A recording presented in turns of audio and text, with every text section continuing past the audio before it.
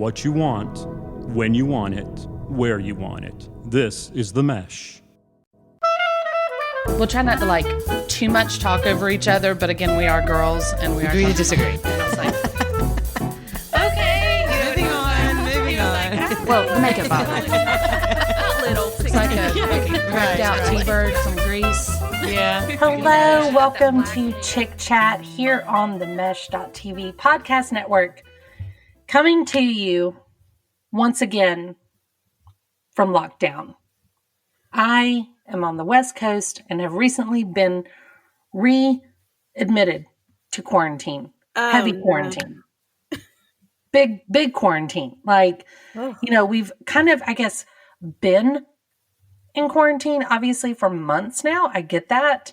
But, then things started getting a little easier here and there and little things opening and stuff. But we just got the smackdown laid on us. So have y'all been bad? I feel like y'all have been bad. I guess we have. Like. I think people that were acting a fool on Halloween are reaping the problems now. Our governor we've officially been on it for 4 days now. So much to that we are prohibited for gatherings outside of our own household, even. Before it used to be that you could have, people in your house or gathering outside or whatever, but they want to keep you at 10 people or something like that and stuff. But now they're saying, do not even get together with people that maybe are your family or your close friends, and don't do that at all. So our Thanksgiving plans have been scrapped. Our holiday travel is it never really was a big plan because we kind of foresaw this a little bit, but still, if I wanted to go travel, I'm not. My kids are still 100% virtual school, have been since September 1st when they started up. Zoom fatigue is a real thing. And so we are getting by. We're holding strong. How is the East Coast going, Jeanette? I mean, time will tell. I feel like this is the adult equivalent of being grounded. 100%. So, I mean, we are still in, I believe, phase 2. I don't even believe in phases anymore. I don't believe in phases anymore because I don't understand them. I think they're just naming them things to make us feel better. Like I said, grounding will be over soon, but you have to still, eat your peas or else we're going to put you back. You're grounded, but I still take your phone away. Right. That type of thing. Right. You're easing out of being grounded, but you've still got some limitations. Like you have to be home. Your new curfew is 9 p.m. Right. But no, I feel like our lockdown will be coming. Our next round of lockdown will be coming. I think it will depend on Thanksgiving. Yep. I know that there were people here who, did the Halloween thing. I've heard some of the private schools that have had in-person learning all along. Some of the kids decided that, I'm around these kids every day anyway. It's okay to have a Halloween party and celebrate a little bit. And come to find out, nope, half the class has COVID. Right. So the school's locked down. Yeah. They've scrapped the plans for some easing back into the classroom for the city and county schools. Yeah. So we were notified after the next board meeting, after the last meeting last week or earlier this week, that those plans have been scrapped until January, when they hope to have kids return to school. Right after Christmas, they hope to have kids go back. Mid January. They're hoping that by keeping them home now for the holidays, that people will actually stay home. That will allow them to, and that's kind of the tactic they're using is, hey, parents, we'll put your kids back in school in January, but you have to be good Thanksgiving and Christmas. Essentially, that they're using the kids Yeah. to say, hey, parents, we hear you. We agree. These kids need to be back in school. We understand some kids are struggling with virtual learning. There's some issues with it. And pre-K through 2 is in person. They've Yeah. been in school. They're going to keep them there. But the other grades were supposed to start easing back this week, and that, of course, didn't happen. So, yeah, the last we've heard is we'll start opening up the schools. And they didn't say whether it was going to be the plan that they have now, which is essentially 4 days a month in person, the rest virtual, or if I think they're going to try to open the school in January. So, yeah, they're pretty much using the kids, and the parents want to get the kids out of the house. Sure. We're saying, listen, parents, Thanksgiving's coming up, Christmas is coming up, stay home. Yeah. And then the first of the year, we'll get your kids out of your hair for a couple hours. Mhm. So we'll see if it works. People are Yeah. hard-headed, so we'll see. Yeah. We're not Our going anywhere, school but openings, our school opening or in-person possibilities are directly tied to the numbers within your county. And so there's literally a little meter that they publish like every day. You know, I mean, you're in the green, yellow, or red. And then you have to be like in the yellow for a certain amount of time with the numbers in order and stay like holding at that place. And we were so close a while back, like a month ago or so, we were super close staying in that yellow. And then boom, it was all shot to hell. So it stays in the red now. And I mean, every day that we're in the red, it's basically like when you play a sport. My kids play softball. So I know that we would have a rain delay and thunder and lightning delay. And like every time that you saw a flash of lightning, they started the timer for 15 minutes. Okay, yeah. How long you can't play, right? Yeah. And then every time that the lightning strikes again, you start 15 minutes again and again, and it just keeps getting longer and longer. That's the way it is with these numbers. You know, every day that we stay in the red zone, as I'm calling it, every day that we stay in that is one day longer that they have to do remote learning. Like there's just no getting around it. And, yeah, so it's a little bit of a struggle. I somehow ended up on the PTSA for my daughter's middle school. Yes. And we have, which has been super fun this year, because everything's remote. So our principal does sign in, to those meetings, and we had one the other night. And I mean, he's just kind of throwing his hands up at this point. You know, I mean, it's not in his control of whether or not they go back to school. You know, he kind of laughed and he was like, you know, I mean, the building is empty. It's quiet. It's lonely. It's sad. And, you know, he misses kids being in there and like the whole sole purpose of what he's gotten to this career for. So, I don't know. It's tough. It is tough on everybody. But and you guys were kind of ground zero, so I'm actually kind of shocked that y'all aren't better at this. Yeah, well, you know, like I said, along came Halloween, and I think people, you know, there were people out there. I don't know. I mean, my neighborhood was really good about it, and basically had candy sitting in buckets at the end of the driveways, you know, and nobody made physical contact or saw each other. But let me tell you something. This Halloween, COVID pandemic Halloween, it's something I can get used to.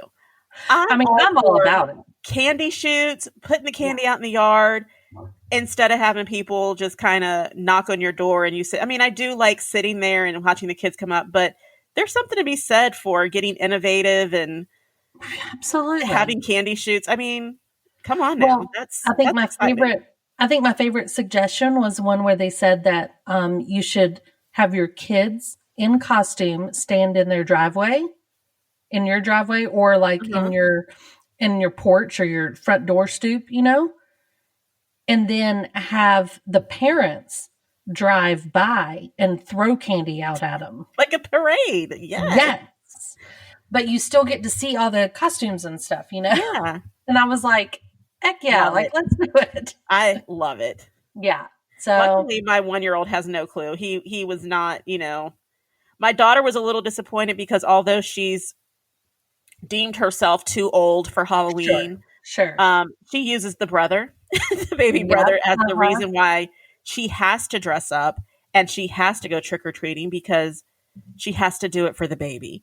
Yeah. So I'm Sure. like, whatever, kid. But Go get your candy. We understand. yeah, like half the candy he's getting, he can't eat. And so she's Yeah. like, well, I mean, I'll help him. Like, will you? Okay. Well, my girls had costumes for a long time, not knowing whether or not they would get to use them. And basically, my oldest had told me, like, I don't care what we're doing. We're taking pictures of it, though, because we've had these costumes and we're taking pictures and doing this, And Yeah. so they had the pictures, and then they did the whole pickup at the end of the driveway thing, and then they were in for the night. So obviously, it was a record low of anybody that came to our house. And when they did come, they were just passing by. I live on a cul-de-sac, so they literally were just making a circle as they walked through. But it was, yeah, it is what it is. Hopefully everyone can behave themselves over Thanksgiving, so that everybody can enjoy the holidays next year would be nice. My mom, who is like, Jeanette, my mom, I do. she's the ultimate, like, all she wants is family around. Like, that's, Mhm. she does not care about much else, right? Right.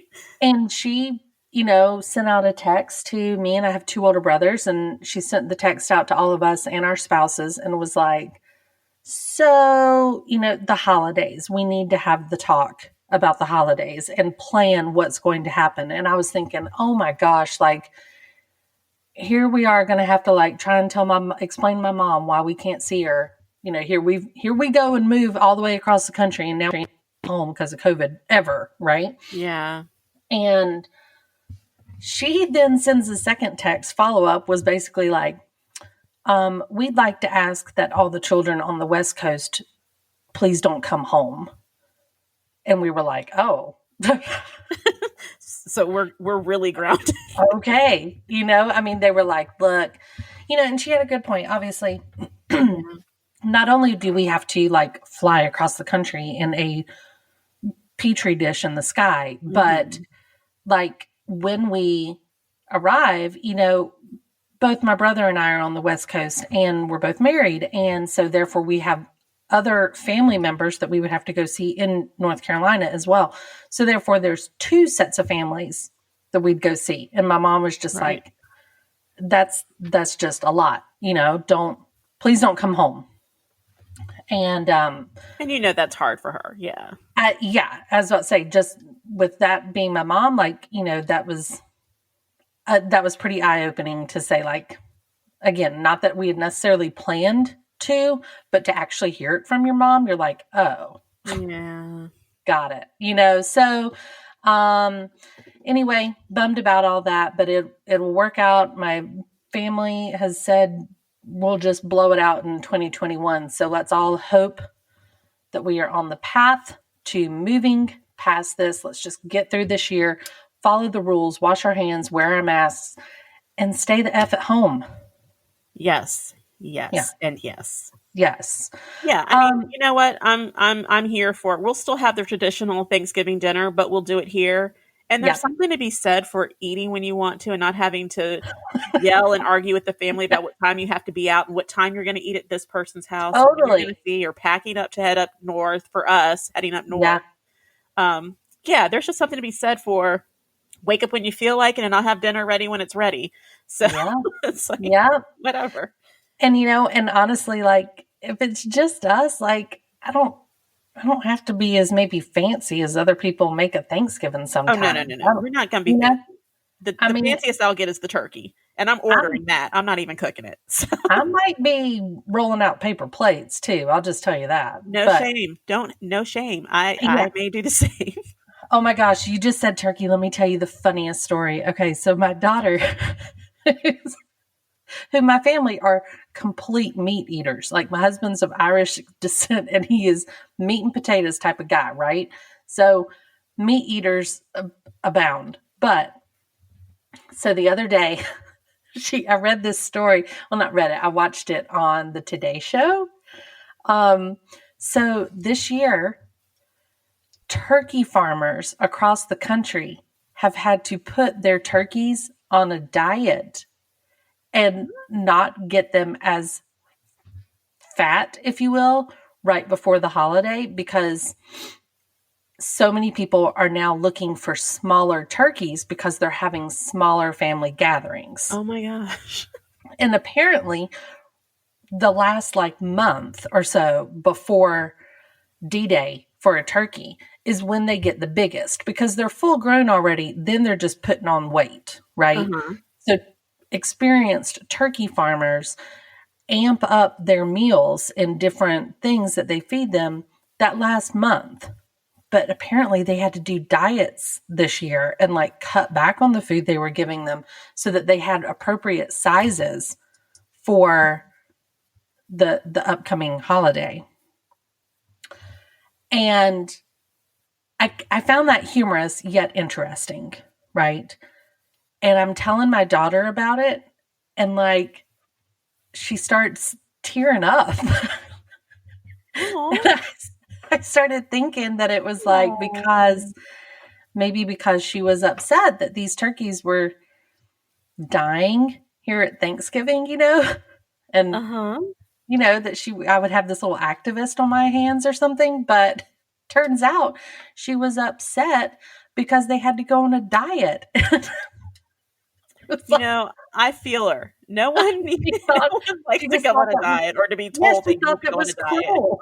She's like, That's just mean. they're hungry, Mom. That's right. It's the end of their life. They don't get to enjoy a last meal. I'm telling They you. feel like- Yeah. Yeah. So we had to have this big long talk about, it's okay. They're still serving their purpose. Yeah, but So, I'm with her. diet turkeys cool. coming towards you and for Thanksgiving. It's, I know Diet Moose. turkey. Hey, now I can tell everybody I had a diet turkey. See, exactly.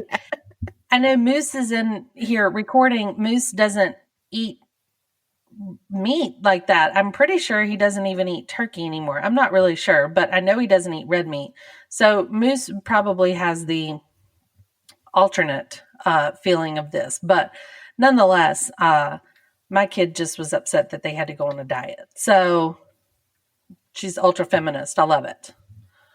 Yes, kind. Anyway, we have some stuff to get to. We have some All right. housekeeping to take care of. And you know what? I'm going to throw you a wild card here.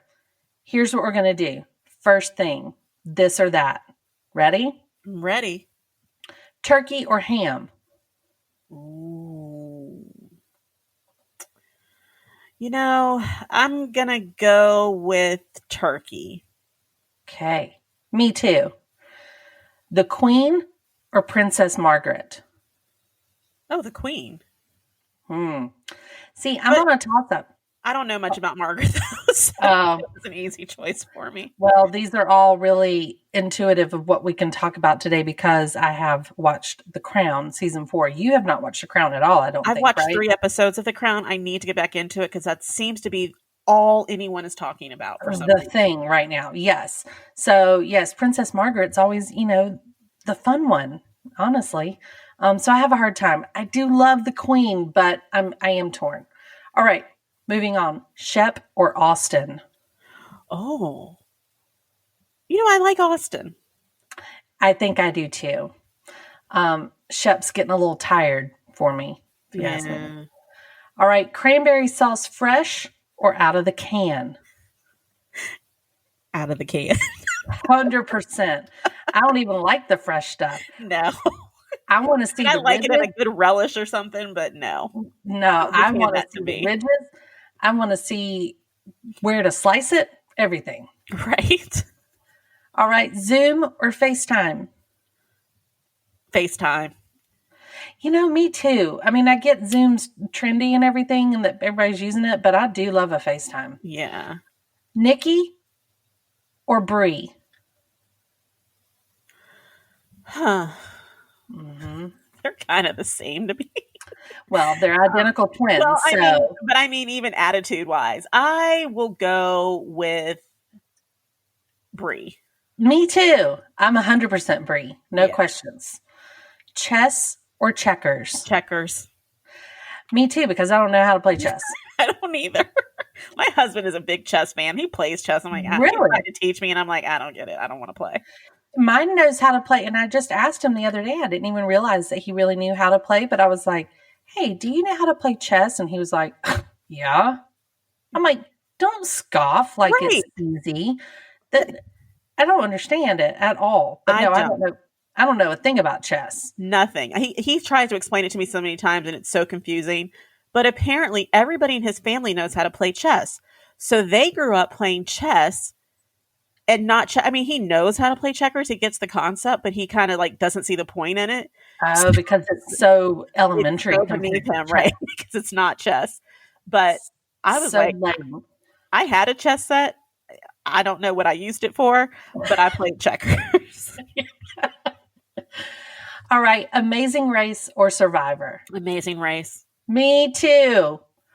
Orange County or Salt Lake City? I'm going to tell you, my new obsession is Salt Lake City. Same. I cannot get. I mean, it's so weird. Oh, we're about to get into over it. it. We're about to get into it. All right.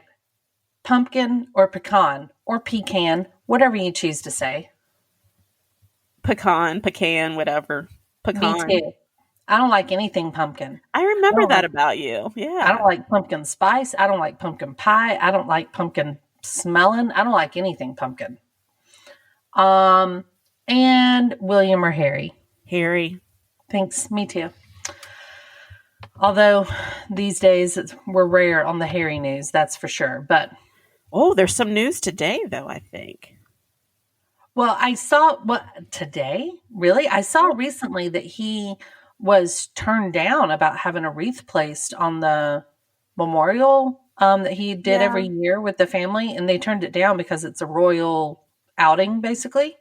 Yeah. But what's the news today?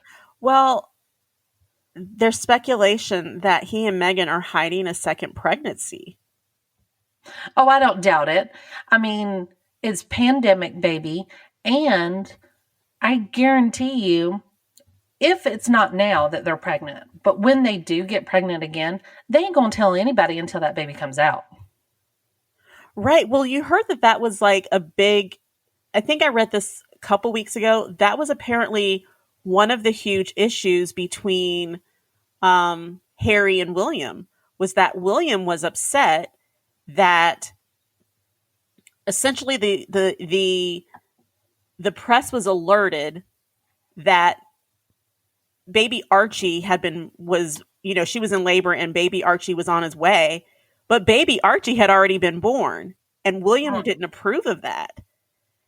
And Harry was like, so like basically they hid when the baby they didn't alert the media until the baby I had actually see. been born, and then it was kind of like she's in labor, he's been born.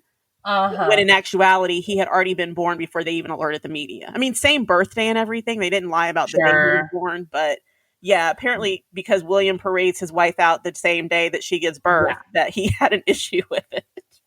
Interesting. You know, Well, that's word on the street. Who knows? I'm not surprised, like I said, that if it is true that they're pregnant, then I don't doubt that at all.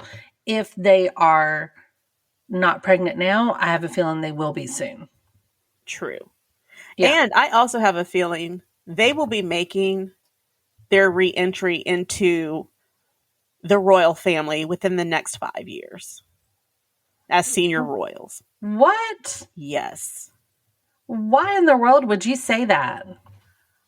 I don't think this was meant to be a forever thing for Harry. I think it was more of a control and getting his wife away from the meanness. Now, I say that I don't know that they will move back to England in order to fulfill those duties. Sure. But I think once his dad is king, I do believe there may have been some agreement or will be some agreement between him and his dad that he can return to the family as a senior royal, but still be allowed to live in North America, whether that's the United States or whether that's Canada. I You I, think I sincerely believe that he will pick up more royal duties. you think it would be that way with Charles versus waiting until William's king?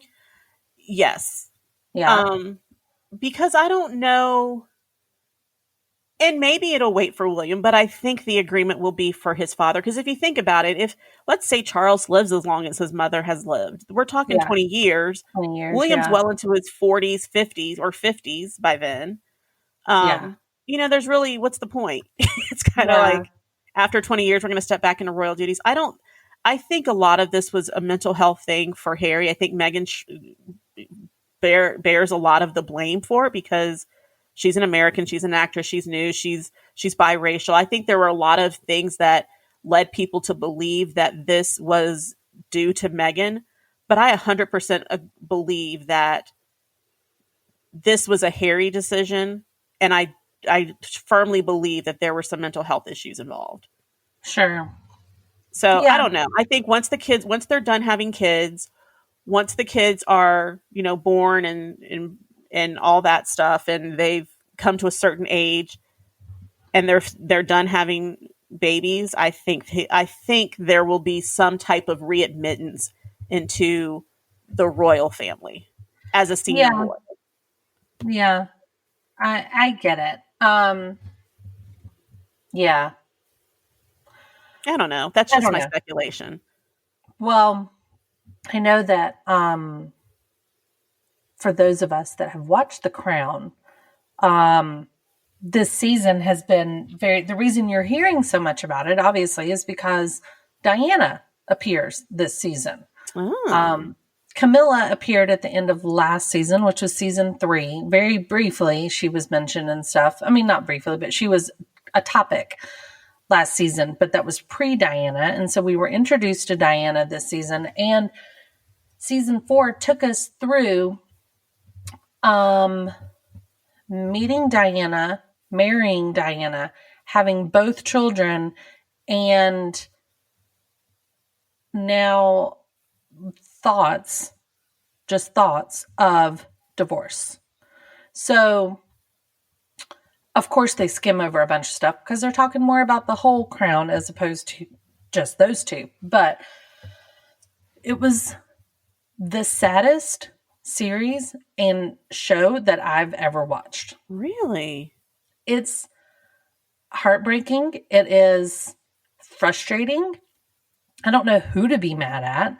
I don't know how much of it's true. Obviously, some of it's dramatized. I get that. I know that. But there was a lot of historical work done for it, and that the research shows a lot of this is true. And I don't want to give away too much. And obviously, if people are listening right now and you don't want to hear spoilers, you can turn it down. But it's the saddest thing ever.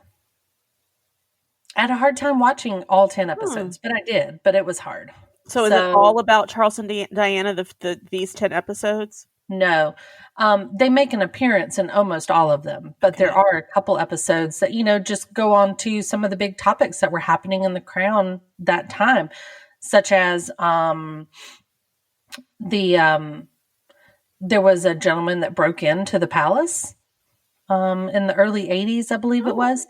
He broke into the palace and was unseen and unnoticed and made his way into the queen's bedroom. What? While she was sleeping, and sat down and had a 5-minute conversation with her after waking her up. And that's real? Real deal. And he did it twice.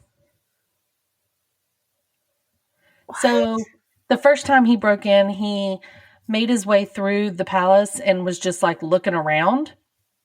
And the only thing is that he drank a bottle of wine while he was there.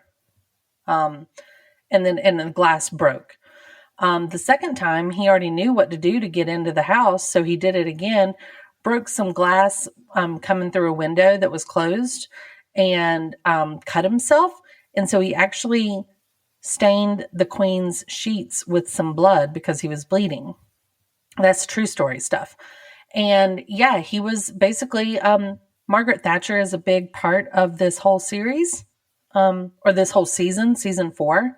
So it's a lot about Margaret Thatcher. And this was during one of the times when, unemployment in Great Britain was at a record high. It had doubled since Margaret Thatcher came into office. And this guy was somebody who had been, hurt by this. And I think this guy's still alive. You can look him up and everything. It was true story, but it's bizarre. Somebody just walked through there. Yeah, that's concerning. Yeah. So obviously there was, it was interesting. But and another episode that I found extremely intriguing was Margaret Thatcher made mention one time to Queen Elizabeth, because they meet once a week, right? While in office. She mentions that she has 2 children and that she was upset that day, and the Queen noticed, and the Queen was like, what's wrong? Because she knows that Margaret Thatcher was never emotional. And so Margaret Thatcher apologized and said that, I have 2 children, they're twins, and my favorite, my son, has gone missing while he's on an adventure out doing one of these adventure races. And the whole episode revolves around the fact that Queen Elizabeth is just shocked that somebody called one of their children their favorites. And so she tells Prince Philip, who's brilliant in this season, she basically says, oh, you won't believe what Margaret Thatcher said. She called her son her favorite child. And she said, I can't believe that somebody would say that about their kid. And he was like, what do you mean? Everybody's got a favorite child. What? And she said, no, I love all my children equally. And he was like, no, you don't. And she said, what, do you have a favorite? He was like, yeah, I have a favorite, but it's different than your favorite. And she was like, what do you mean? She said, who's your favorite? And he said, Anne. And she was like, oh my gosh, you said that so quickly. And he was like, oh, you didn't know? Yeah. And he to make was it more obvious. Yeah, he was like, yeah, Anne. And she said, well, who's my favorite? And he was like, I'm not going to tell you. He's like, you know darn well who your favorite is. Oh, is it Edward? No. What? So then she goes through, and you see her talk to her personal secretary and says, I want to meet all of my children for lunch at different times. Schedule it. And this is the first time that we meet Edward and Andrew. And they're both off at boarding schools. Okay. So she has a lunch with Anne. She has a lunch with Charles, of course. And then she has Edward comes in, and then Andrew comes in.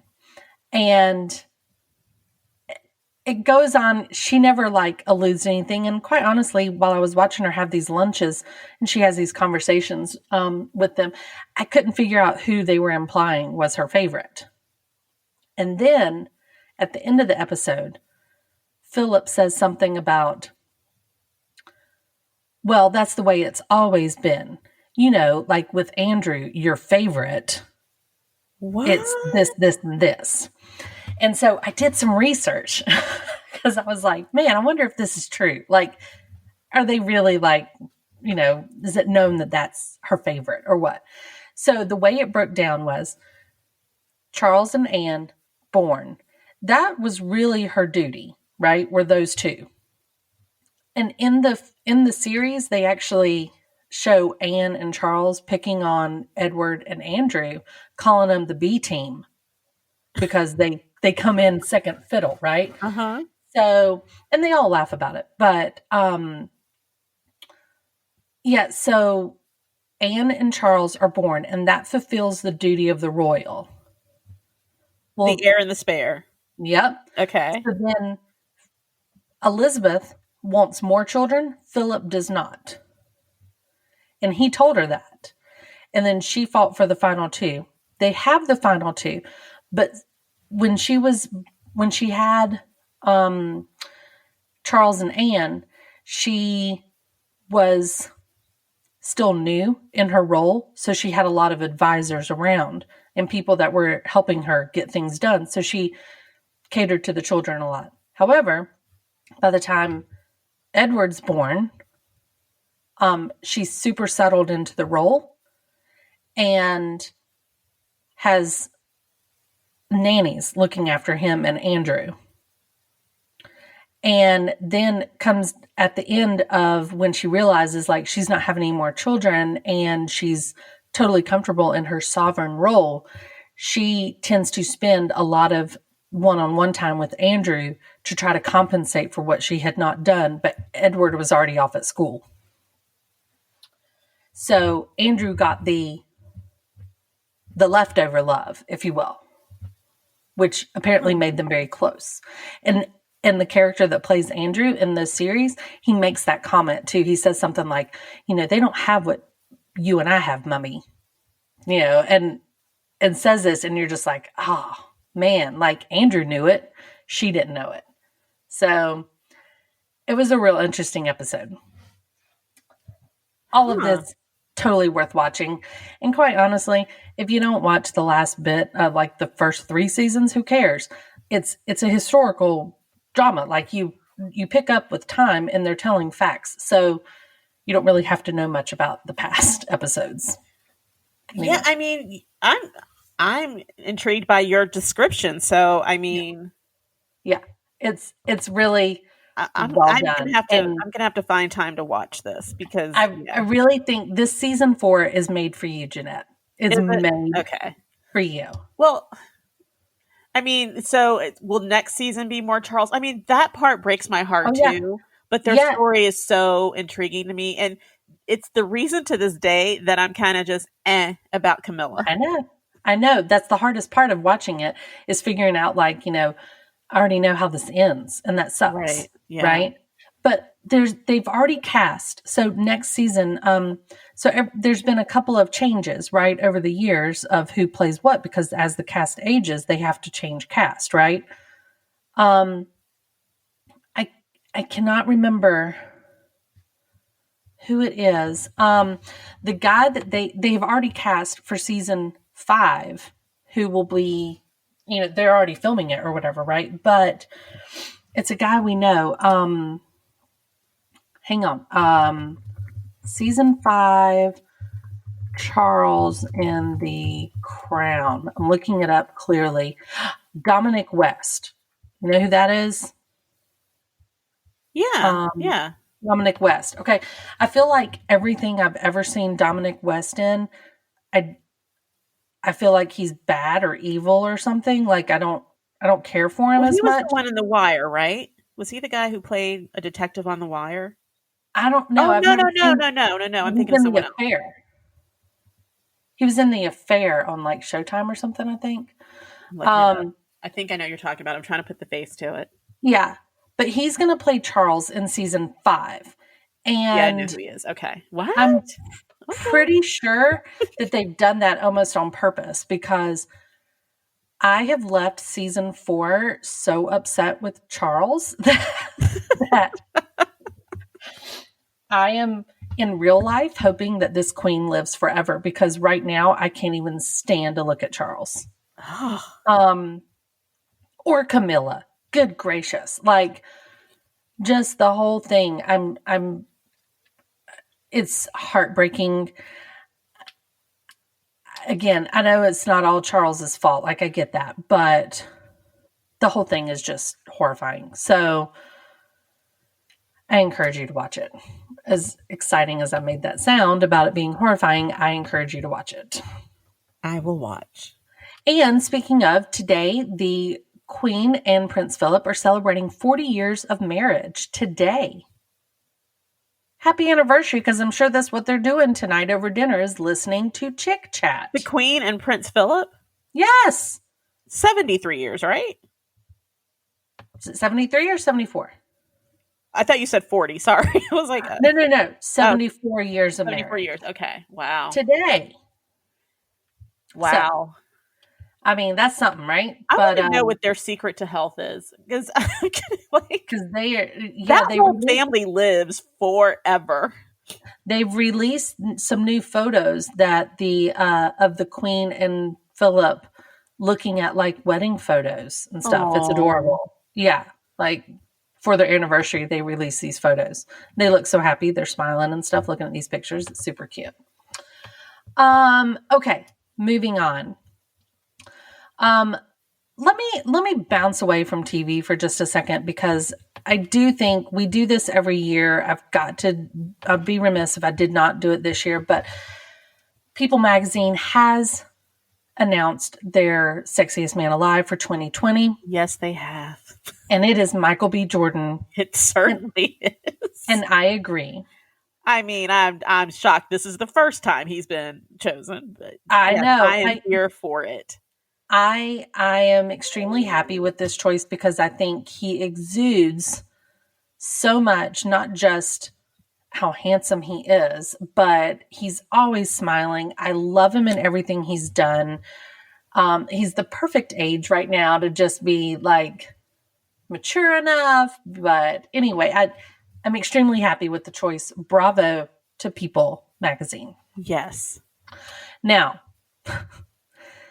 I'm going to tell you just a few more of the people on the list. Okay. Okay. Not everything, because they give like 100 titles here, like best beard and best bald man or whatever.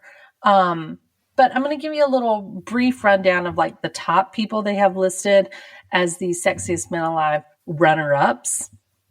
Is it runners up or runner-ups? Runners up, I think. Runners up. Okay.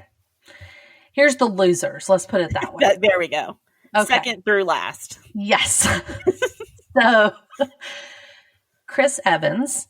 Okay. I'm fine with this. He's 39 years old.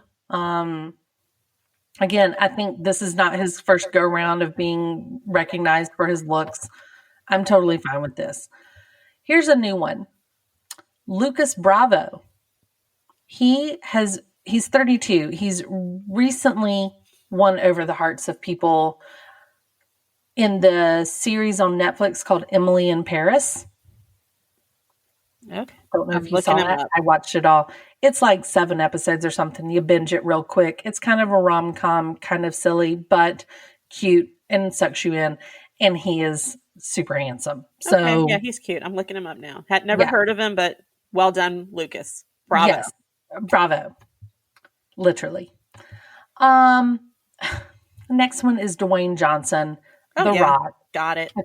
I feel like this is always on there. I feel like he's always on the list. He's still like one of the. He's a handsome man, and he's funny. Yes, and he's extremely paid. Like, he's still one of the top actors that receives the most money, like annually or something. Which I feel like he's like. It's weird for me to think, because I don't always see him in the forefront, but maybe that's what makes it sexy, right? I don't know. He's 48 years old.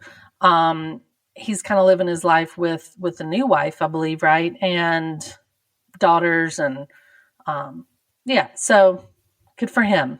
Good for him, Dwayne "The Rock" Johnson. Now, either I am getting old or this list is getting young, because some of these people, I have no clue who you are.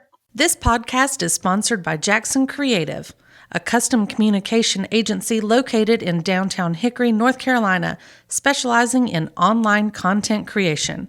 To learn more, visit thejacksoncreative.com. Jackson Creative, we tell your story. Such as the next person, which is Paul Mescal. He is apparently from Hulu's drama series Normal People. He's an Irish actor, and he's 24. So, okay. I also don't agree necessarily with this choice, but whatever. Maybe it's because I haven't seen the series and been sucked into him like other people have. I don't know him. Yeah. Paul Mescal. Next, again, here's a 26-year-old. So I don't know if I know this or not. This one, I don't even know how to say it. Malama? Maluma, the Colombian singer and songwriter. All He right. sings Papi Wancho. What? I don't know. I don't know. I don't understand any of this, but he's Okay. 26, and that's probably why. He's cute. Whatever. I see the picture. It's cute, Yeah, but I I'm looking mean, at a picture. He's a handsome man. yeah, little Ricky Martin-ish, Yeah. like Baby Ricky or something. I don't know. I don't know who he is, but But okay. he has one name, and that bothers me a little bit. Okay, next. Pedro Pascal. Oh, jeez, I don't know any of these people. This is the guy, which I find this humorous. Okay, this guy's 45. He's a little bit older. I'm not super attracted to I know him. who he However, he plays the Mandalorian. Okay, which again I find humorous because the entire point of the Mandalorian is they never show his face. I've never seen The Mandalorian, but I'm trying to figure out if this is the guy who was in the Netflix series. Oh, what's it called? Escobar, maybe? I don't think that's Oh, I don't know. I never saw that. but I know who he is. I've seen him in things before. He's a little Yeah, Johnny Deppish. a little bit. He's got a little bit of a scowl to him. Yeah. Well, I don't understand why everybody's got mustaches in these pictures because I don't It's a support COVID that. thing. Narco. Oh, He was in okay. Narco. That was the guy in Narco. Okay, yes, Oh, I know who he is. Narco. Okay, makes sense. So he's the Mandalorian currently, which is obviously getting a lot of play on Disney Plus and stuff. I enjoy the show. My husband is obsessed with it. If you like anything within the Star Wars universe, you definitely need to watch Mandalorian because it's really good. Okay. Anyway, so Pedro Pascal, welcome to the club. Next, Chris Rock. Okay, he's handsome. Yeah, 55. I think he's kind of obviously calmed down from his younger years. He's Yeah. married and Haven't we all? has recently cut sugar from his diet. Good to Oh. know. Yeah. Didn't know that. Yep. So he has used his quarantine time at home to learn how to swim. Oh. Just Okay. throwing that out there. Way to go, Chris Rock. Next, one of my favorites, will always be one of my favorites, 51-year-old Paul Rudd. I love Okay. Paul Rudd. Yeah. I've loved him in everything. I think he's funny. I think he's handsome. I think he's kind of that everyday guy. Like I think he could be walking down the street and people are just kind of like, man, that's a Hey, that's there's a normal guy. Yeah, like that's a normal guy, right? So I do enjoy Paul Rudd. I don't know if you saw it during all the election time. He really took part in a lot of voting stuff, but he did a video for Mask Up America where he played, quote, a certified young person. Okay. And it was so funny. If you've not seen it, you need to look it up. Paul Rudd, certified young person. It's really good. And it was like an ad, like a commercial. So anyway, good call, Paul Rudd. Moving on. This is former football running back turned actor, 36-year-old John David Washington. Okay. Looking him up. Is that Denzel's son? It's got to I be. didn't know he used to play football. Yeah, well, I know he played college football. Oh. I didn't know if he... Yeah, that is. Yeah. 36 years old, got his action hero wings this year, if you will, is starring in Tenet, the thriller Tenet. Yeah, I don't know. I mean, he's handsome, and if he's Denzel's son, I mean, you're right. He's by all Denzel's means. son, so okay. We have to have some type of Denzel Washington or his offspring on the list every year. I was about to say, I think he's like grandfathered into the list, right? Right. Once your dad is not on the list, we'll just put you on, or we'll put you both on. Yeah. Ta-da! That's how that works. You get to be on the list. Yeah, he is been quoted as saying that within 10 years, he's very clear he'd like to be married and have a family and have a Bojangles food truck built into his backyard. He I knows mean, Bojangles? bravo. Well, his family's What? from North Carolina. His Ah, mama's from our from Newton, hometown. right? Yes. Yes, she went to my alma mater, Lenore Ryan. Ah. Yes. I mean, So, but yeah. still, he didn't grow up there. Who knew he knew about No, Bojangles? but he went, I'm a didn't he fan go to now. college? He went to college in Georgia, I Oh, thought. that's In true. Atlanta? Okay. Yeah. Yeah. So, I give him extra points for saying that. Yes. And no, that's not just because they don't have Bojangles here in Washington State. And I'm literally drooling thinking about it. But whatever. Moving on. He's handsome. I'll take it. Let's see who's next. Oh, this little guy named Brad Pitt. I mean, they might as well just keep him on the list. rerun his picture every year. They get it. Like, we understand.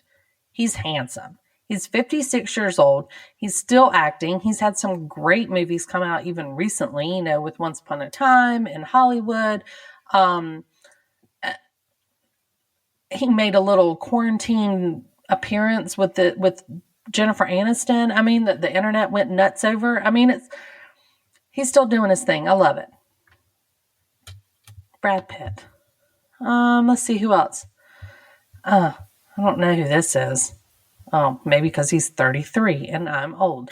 Let's see. This guy is a Philippines native. He's 33 and he's going to be in the upcoming movie Top Gun Maverick, which anyone who knows me knows that this is extremely important movie to me and cannot wait to see it.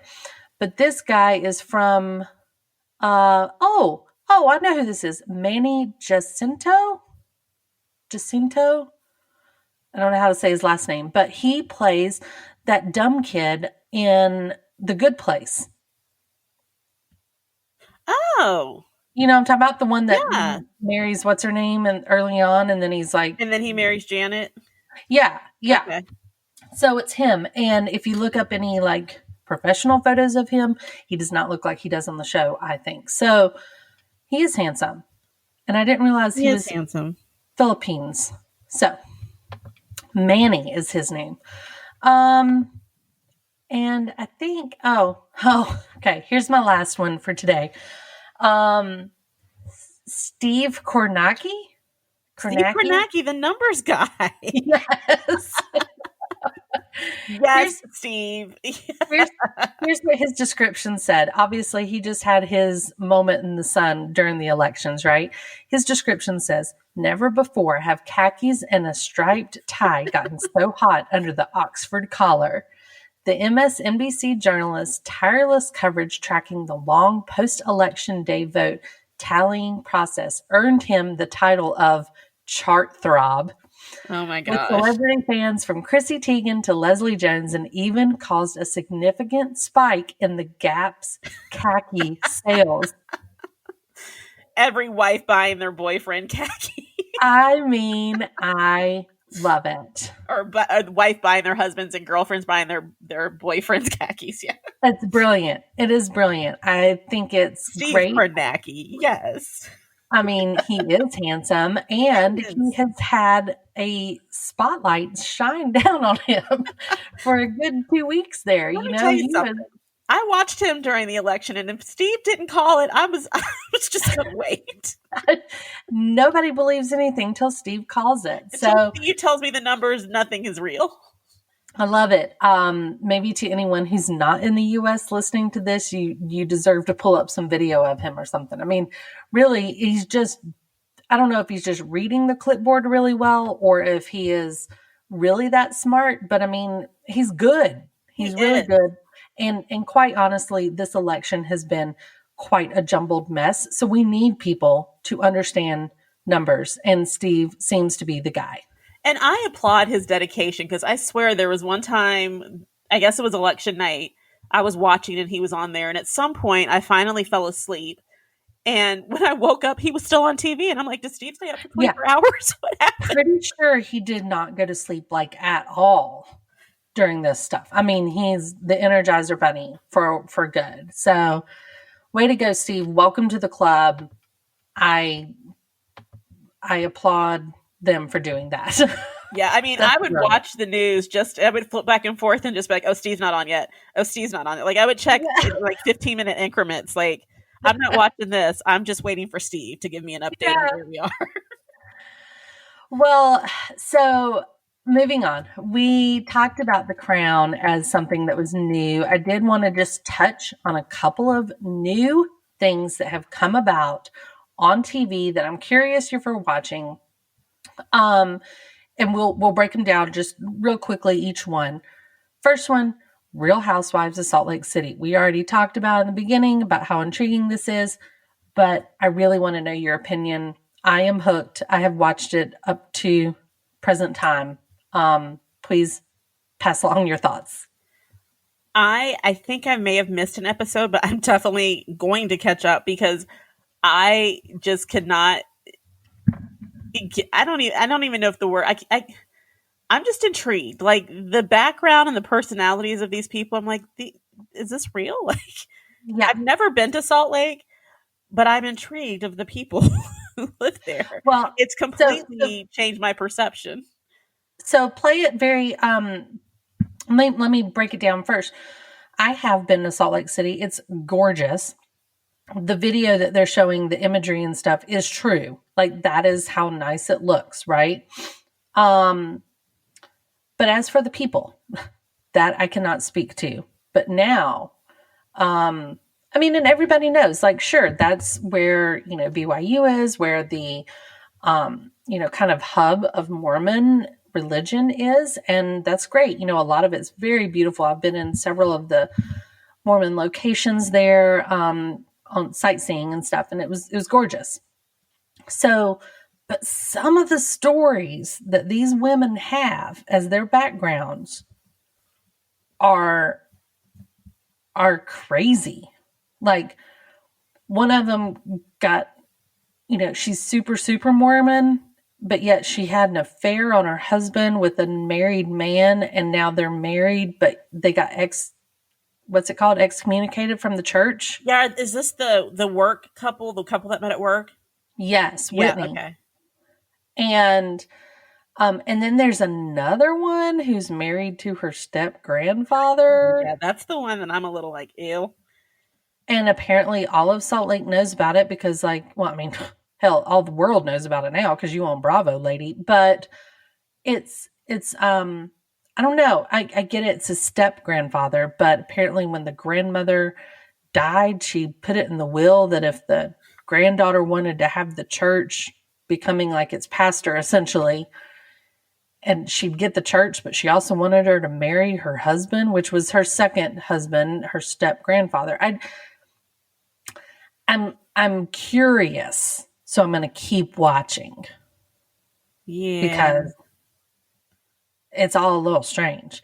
And then, of course, they all have these whole like, oh, I grew up Mormon, I did this. But there is like a Jewish cast member. There is a Protestant cast member.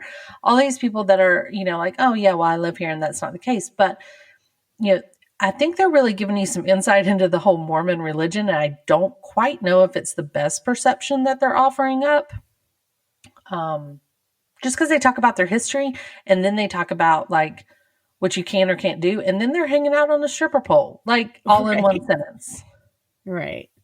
So, I mean, this is it's going to sound worse than I'm trying to say it, but I've had friends growing up who were part of the Mormon faith and attended the Church of the Latter-day Saints.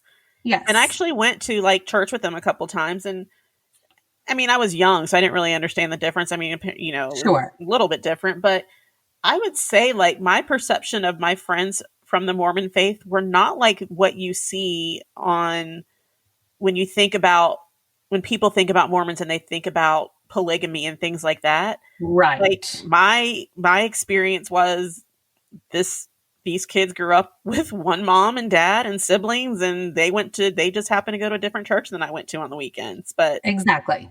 so, yeah, I mean, I understand there's extreme parts of every religion, but yeah, I don't know that this is the representation that the Mormons would have wanted to shed that image. Um, so, I mean, yeah, I Right. think there's other ways to do it rather than a Housewives series. And I Yeah. do get that they're trying to show that there are different religions in Salt Lake City, like the one who converted to Islam and all that. But I mean, they do say some off the wall stuff, like even the one who is married to a black man and converted to Islam, but she's like Hawaiian and Chinese or something else. Yes. She's like, "Well, I'm considered black in Salt Lake City." I'm like, "What?" I'm Yeah. gonna need you to help me understand how that works. Right. 'Cause Yeah. I don't get it. It's that's I guess my point is like I'm just not sure that any of this has been approved by the Mormon Church. Right. Like, you guys don't really go to this church. Right. Like, I I'm not kinda hope thinking you that you're don't. showing up on Sunday to that big white church that I see. Right. You're not walking through those doors. Like, Yeah. you've been there before. I'm going to believe that you've been there. Right. I'm going to believe that you continue to go. Now, you guys going on the ski slopes on Saturdays, that I totally get. Oh, yeah. But Yeah. the whole, I don't know. I don't judge on anybody's religion. That's great. And I too, and actually, having moved out here, I'm actually, it's a little bit more, visible, I guess. Mormon religion is out Okay. here too, than it was back home. But I mean, I live down the street from a LDS church, but, I am intrigued. I'm intrigued. I think this is a fun mix of women that I think are going to be very interesting. And I, for one, already can't wait for the reunion because I can't wait to hear Andy Cohen rip into them. Oh, yeah. And I think this series, more than any of the other Housewives series, which I've always questioned, Yes. but more than any of the other series, don't you kind of question whether these women were really friends in real life before the show? Yes. Like, I don't see their circles Right. interacting much. It has not That is not for the become show. clear yet. Yeah. Yeah. I think Well, this is that one show where I'm like, I mean, I've heard, again, haven't been, but I've heard Salt Lake City is considered pretty much a small town where people know of each other. I mean, it's obviously Right. it's a large city, but Right. it's on the smaller side of when you think of a large city and people know each other. But still, even with people with money, I'm finding it hard to believe that their circles interacted as Right. much as they have. And maybe I'm wrong, but this is one of those where I'm like, so I think each one of these women was cast individually and then met, maybe hung out together for a month or 2 or 6 months Pushed before together filming. a little bit. Yeah. Right. Like kind of like the Spice Girls, like we're going to form this group, but we Right. want you guys to spend together, to spend some time Like together. And, O-Town. right. And get to know each other. But right, like O-Town. Right. But with some of the other series where I'm like, okay, so yeah, I can see that these two have been friends for a while, and Yeah. these two have been friends for a while, and they were both cast in the show, but they have this friend in common, so that's how Yeah. they came together. Like all the other shows, I really believe that's how it was. Like someone knew someone who someone else knew someone else, but they all had that one friend Yes. in common. But this Yes. one, I'm like, no, none of y'all Yeah, were friends. Y'all all perfect strangers. That's exactly what Yeah, it is. y'all were 7 strangers who met up to meet in a loft to find out what happens That's when exactly Real right. Housewives get real. When people start being real. Stop being polite and start getting real. Real Housewives. Yeah. That should be the tagline. It's a perfect blend of our real world days for sure. Yeah. Well, good. So we'll stay tuned on that. Real Housewives of Salt Lake City on Bravo.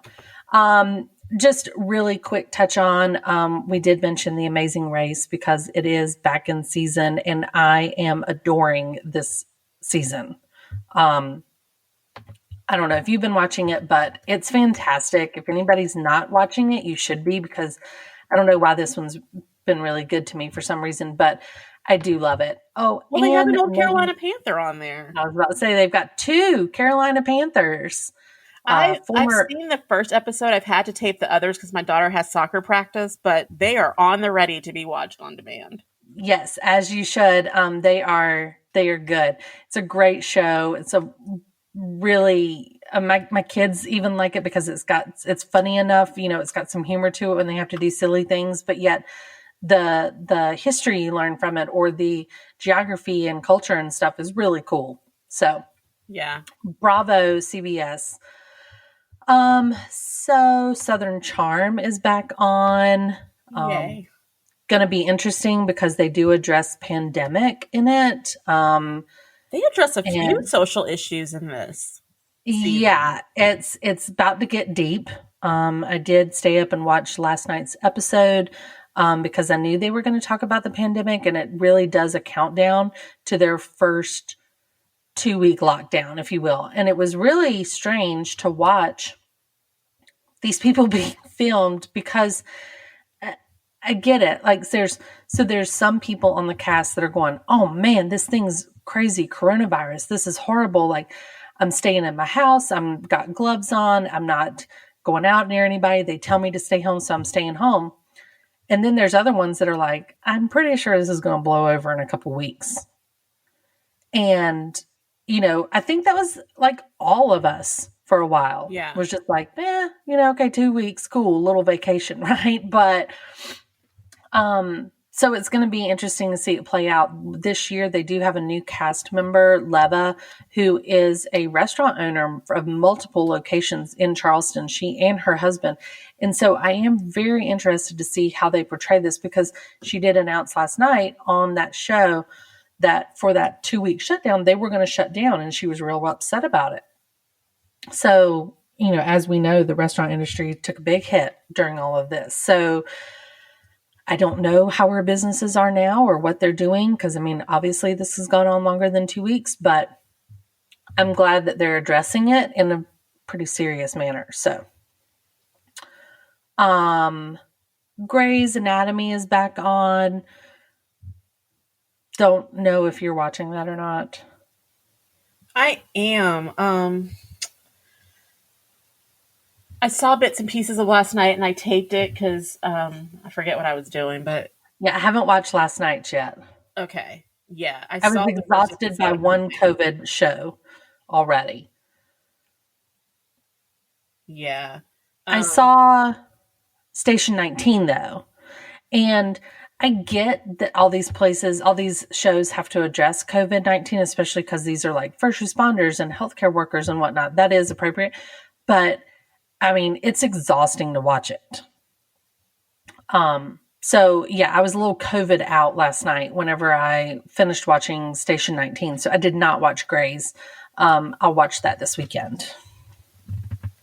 Yeah. I've got to say, and I actually made this comment to my daughter, is it's interesting to see how these shows have been able to film during the pandemic, and what these shows look like versus what they were before. I mean, I'm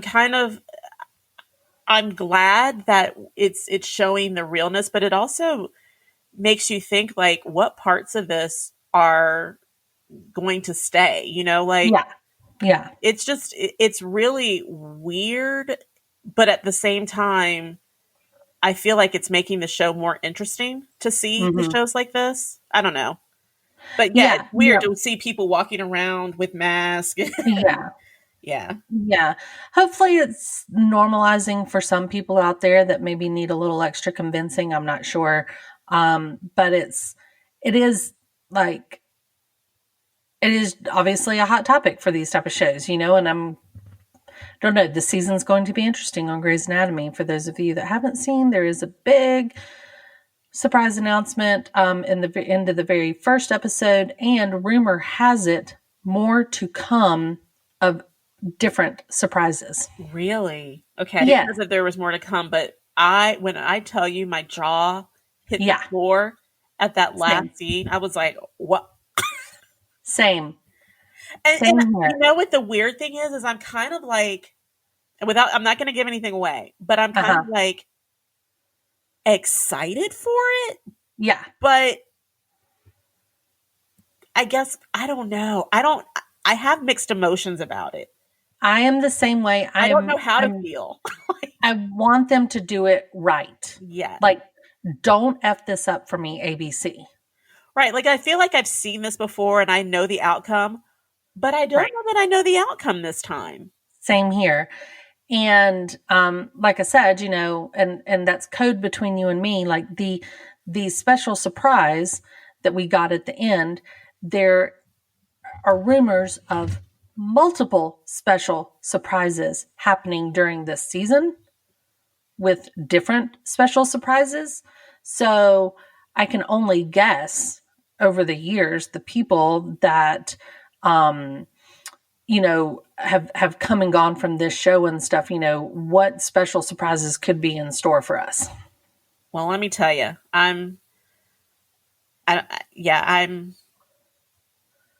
You're intrigued. I'm very intrigued. Okay, good. Well, as am I. So we'll have to continue to stay up on that because I want them to handle it right. I don't want to be disappointed in this. So everyone go watch so we can talk about it and not feel like we're spoiling it. This Is Us is back. Do you watch This Is Us? I hadn't seen several seasons, but I'm one of those people. I started watching a couple of these episodes, even though I'm kind of like lost on the backstories. Sure. But I have seen the last 2 episodes. Okay. Well, they also were having to address coronavirus. They're handling it that way. It's a fantastic show. The writers do amazing stuff. It is back. Again, please, writers of famous shows, don't screw this up for me because I've invested a lot into this show, both mentally and physical time into this over the years. And there's a couple things that have already happened this season in just the couple episodes we've seen that I'm really hoping they do the right thing with and that they don't screw it up for the rest of the season for me by making it dumb. Yeah, so, making it typical. I call it, and whether I don't know how other people feel about me calling them this, but I call it getting lazy. Like, let's just revert back to standard TV, what we've always known. The outcome is predictable. You know, whether it'll make me upset or, you know, because I'll have to say goodbye to someone or whatever. Right. I want to live on that edge. Like, absolutely. And I don't know if you're going to bring up this show, but like, I watched the first episode of Big Sky. Oh my gosh. And when I say the end of the show, I was like, what? Yeah. As in, I triple check to make sure that show is set to record every week because I'm intrigued, right? I was on Google for like an hour just trying to say, like, is this real? Same. Is this real? Did that really just happen? That's kind of what I was getting to about like Grey's Anatomy as well, right? Like, this show's been around long enough. I understand it can get stale, but you just took a big step and you've got a lot of people invested in this. Yeah. So if you're going to take that big step, please don't be so predictable about it. 'Cause don't get lazy. Like I've seen this storyline before. You have the opportunity to make it a little different, but let's not. Let's not make it Big Brother, where I stopped watching and I could have told you the outcome. Like I did 3 weeks before the outcome. I said, I'm done watching because I know who's going to win. Absolutely. So yeah, we're on the same page with that. So those are a couple shows that I'm going to kind of be watching closely to make sure that they stay on my good side. We're going to write them. We're going to harass them. You're getting lazy. I saw this week's episode. Do better. Do better or I'm out. Yeah. So 2 more shows.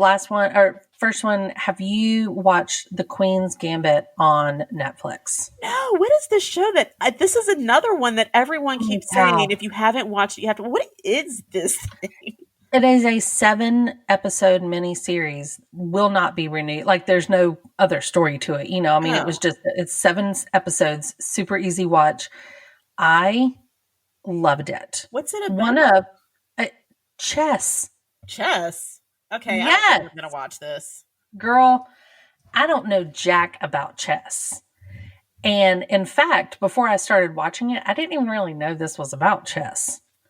But it's a little dark, it's a little twisted, it's a little druggy, it's a little, I don't know. Like, it's so good. Again, 7 episodes. You can do this. Okay. 7 episodes. All right. And it starts off, with a girl in like probably 8 or 9 years old or something. And then it follows her through her life as the world's smartest and most intuitive chess player. Okay. But yet she's weird. All She's right. strange. She's got this backstory. They flash back to every once in a while. She meets these people along the way. And she has visions and different stuff. It's super well done. The colors are magnificent. The production is brilliant, and they tie everything up in a nice little packaged bow at the end, so you feel good whenever it's done. Okay. So I'm going to need you to watch it, especially now that you told me your husband is a chess player. Yeah, he is. I'm not. You don't have to know anything about chess All watching right. it. And in fact, I left going, oh my gosh, I wish I knew how to play chess. Really? Yeah, it's just, but I mean, chess is just, it's just the figure in it. I mean, that's not like they're talking about things about chess that I have no idea about, but you don't have to, Okay. Um, I'll put it on my list and I'll see if I can get to it. You should. It is very, very good, I thought. Our rule, give it at least 2 episodes, okay? Like, it's a little weird, dark and twisty, like we said before. But that's okay. You'll get past it. It's really good. All right. And last but not least, you touched on it a second ago. I watched Big Sky as well. Uh-huh. I, like the rest of the world, had my jaw on the floor after the last 3 seconds of that show. Yeah. I would like to ask everyone to say goodbye to the podcast right now for this episode if you don't want to hear spoilers about this. Because this has to be discussed.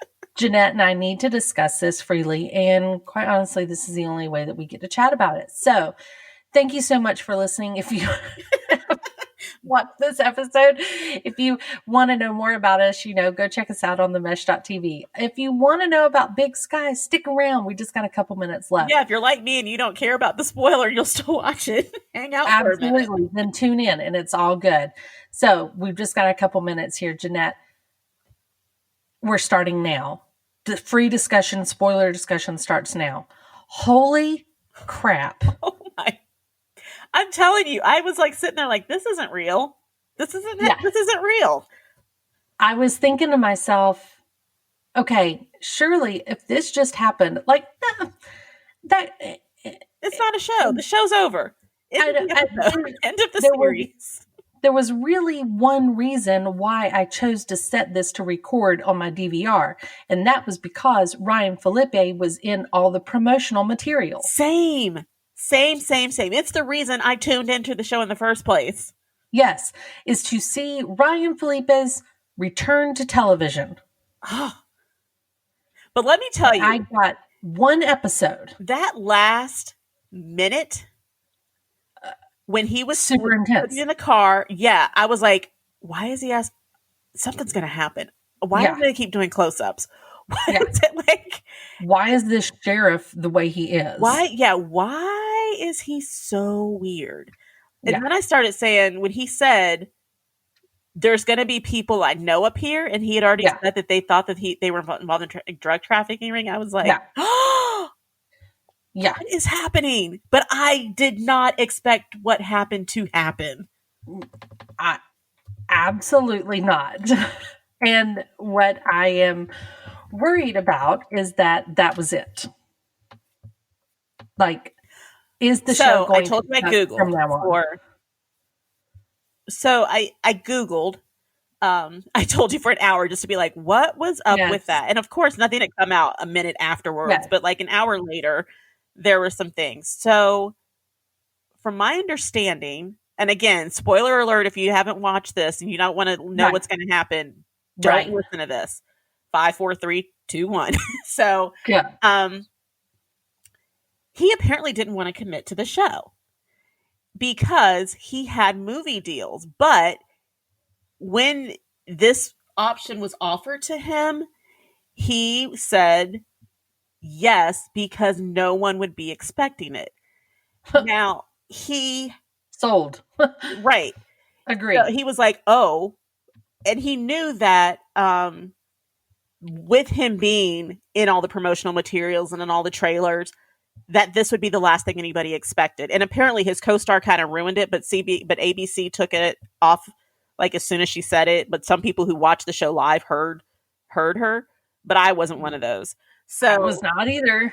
so yeah, he has movies coming out that he's filming that he couldn't commit to this series.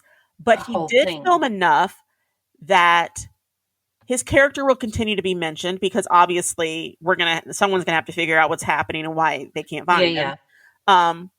But we're gonna see more of him because he did film additional things. Like, it was an interview with him that I read where he said, "You're going to see my relationship with not the ex-wife, but the new girlfriend, and where that was heading, and what that relationship was like." So he's still going to be in it as part of flashbacks. But yeah, he was completely on board. Like, well, we want you to do the show, but what if we did this? And he was like, 100%, I'm in. I want you to do the show, but only for one episode because I want to splatter your brains across a window. Oh my! I seriously was like, maybe he survived. You know what? That I went through all the stages of grief. I totally thought that as well. I sat there thinking to myself, did he injure him really badly? Like, did he shoot him in the chest? Yeah, where sometimes right. you get a little bit prolonged, I guess, if you get shot in the chest, I guess. But when the dude stepped out of the car with the blood all over his face and stuff and kind of was like, that whole Terminator look and everything, I was like, oh, he gone. Like, yeah, this is not good. And then they show like coming up this season on Big Sky, and I didn't see him, and I was like, oh, I did the same. I was like, oh, he's not in any of the upcoming episodes. I know. So there was, that show, what's it called? Million Little Things. Yeah. So, I really love the guy that played the dad in it. And he dies in the very first episode from cancer because that was the whole point. They built that up. But he makes an appearance like every episode or so is like in a flashback, right? And so I get excited about that. But this, I don't foresee that happening. Well, yeah. And I think this is different for me because I would have liked to have seen a resolution to the love triangle. Yeah. The son, we never got to really, I'm sure we'll get to see that relationship, but yeah, I'm like, no, please let this not be real. But it's 100% real from what I read. And I'm like, oh, I don't know. I don't know. Yeah. I don't know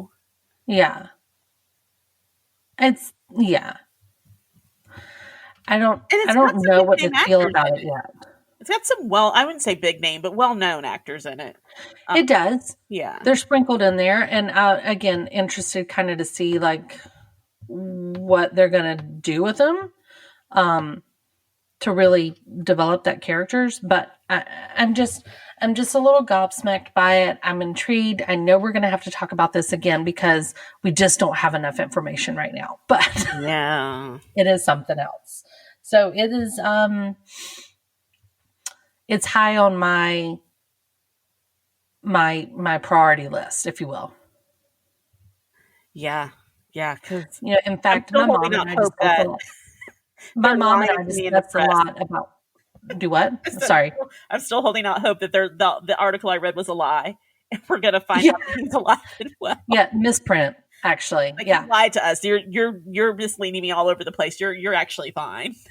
Yeah. Well, my mom and I discuss a lot of shows because, you know, we just watch a lot of the same stuff, and I'll get her to watch something sometimes, even if I don't know that she'll like it. And she had Big Sky set to record, and she and my dad watched it. I had texted her a question the other day, just asking her about something, and she said, "Oh, we just watched Big Sky," and said, "I'm curious how this is going to go." That's all it said. And then I wrote back, "Oh, wow, I'm going to watch it tonight. I've got it recorded. I haven't seen it yet, but I'm getting ready to start it." And then about 3 minutes later, she texts back and said, "Whoa, wait a minute. We just saw the end of it." I was like, Did you now? Did you I see know. I was like, yeah. And then I'm like, wait, what? And then, so I didn't answer back. And then I was watching the show. And then at the end, I texted her and was like, what just happened?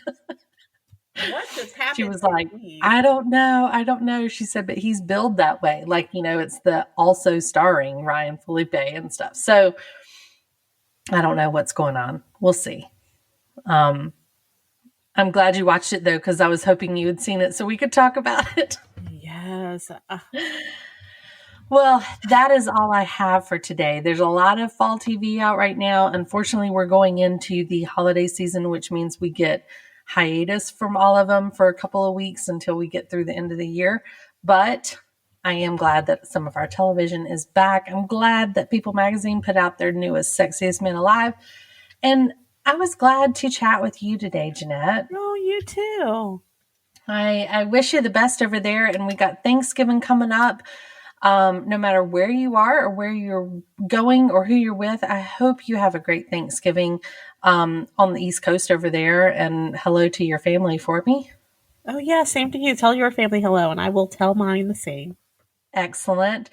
All right, guys, that's about all we got. We will get an episode in December so we can discuss everything pre-holiday. Everybody be watching your Hallmark and Lifetime movies because we know there's always big plot lines to discuss there. Right. Until then, that's about all I got. Be sure to check us out on Facebook, Instagram. We're under themesh.tv. Go check out all the other shows that The Mesh has to offer. There's something for everybody. Again, themesh.tv. Thanks for listening to Chick Chat. I'm Mary Margaret. That's Jeanette. And until next time, we'll catch you on the flip side.